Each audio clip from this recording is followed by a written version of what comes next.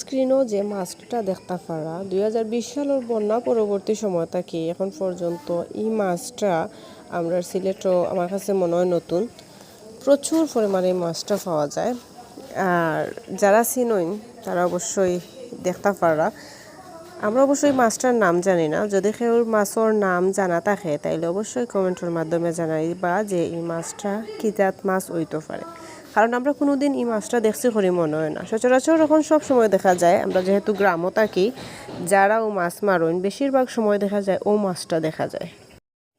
আর গ্রামও থাকার সুবাদে আমার প্রত্যেকটা রেসিপি আপনারা দেখতে পারছেন যে একটু গ্রাম্য গ্রাম্য ভাব। তো অনেকে আসলে আমরা কাছে যারা ছোটোখাটো আমরা কন্টেন্ট ক্রিয়েটার যারা আছি তার কাছে ওটাও আশা করে যে আমরা এক্সপেন্সিভ কিছু দিমু। আসলে রেগুলার আমরা যে ভিডিওগুলো দিই প্রত্যেক দিন কুরমা পোলাও বা এক্সপেন্সিভ নতুন নতুন ভিডিও দেওয়া আমরা পক্ষে সম্ভব না।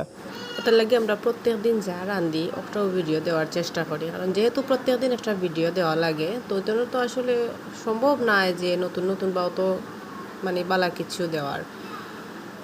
তো ওটাও আপনার কাছে আমার অনুরোধ সব সময় আমার পেজটা ফলো দিয়ে রাখবা, লাইক কমেন্ট শেয়ার করবা।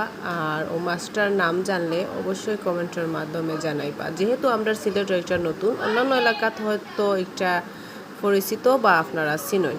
আজকেও পর্যন্ত আল্লাহ হাফিজ।